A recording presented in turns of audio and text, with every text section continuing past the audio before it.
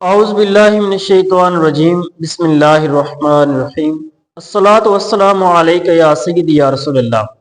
الحمدللہ، آج ہمارا آن لائن رمضان المبارک کورس کا یہ تیسرا سبق ہے اور اس کے اندر ہم کچھ نماز کی شرائط کے متعلق جانیں گے اور آہستہ آہستہ ہم نماز کی ان شرائط کی تفصیل کے متعلق بھی جانیں گے۔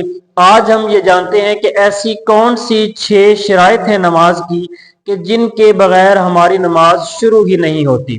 تو وہ نماز کی 6 شرائط ہیں کہ ان 6 شرائط میں سے اگر کوئی شرط بھی ہماری رہ گئی تو نماز ہماری شروع ہی نہیں ہوگی۔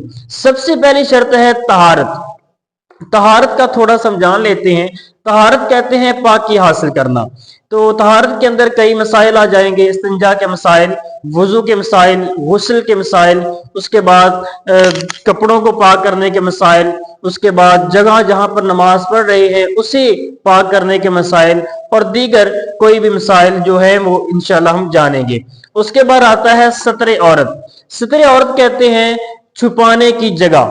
تو اس کے بھی اندر کئی مسائل آ جائیں گے کہ مرد کے ایسے کون سے اعضاء ہیں اور عورت کے ایسے کون سے اعضاء ہیں کہ جن کو چھپانا ضروری ہے، کہاں سے کہاں تک ستر عورت ہے۔ اس کے بعد آتا ہے استقبال قبلہ، قبلہ کی طرف منہ کرنا۔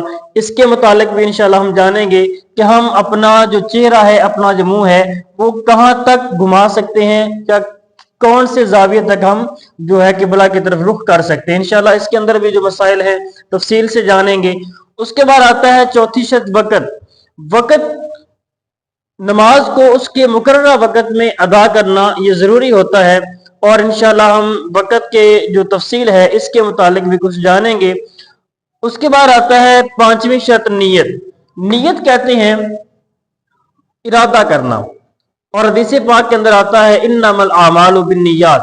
ان کے اعمال کا دار و مدار نیتوں پر ہے۔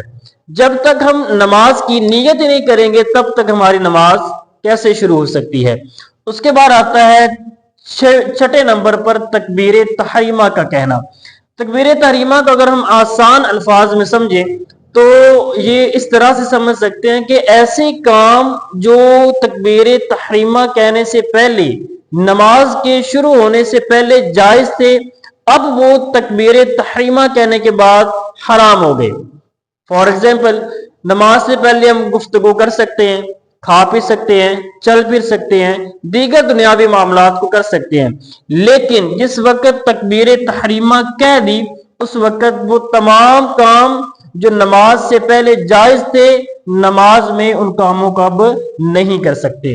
تو یہ چند شرائط تھیں جن کے متعلق آج ہم نے کچھ نہ کچھ جانا۔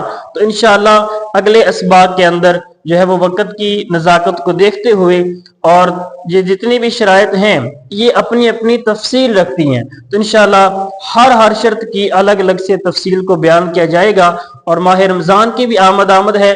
ہماری کوشش ہے کہ ہم ماہ رمضان کی آمد سے پہلے جو ہے کم از کم اپنے نماز کے جو مسائل ہیں انہیں مکمل کر لیں۔ اللہ تعالیٰ سے دعا ہے کہ اللہ تعالیٰ ہمیں علم و عمل کی توفیق عطا فرمائے۔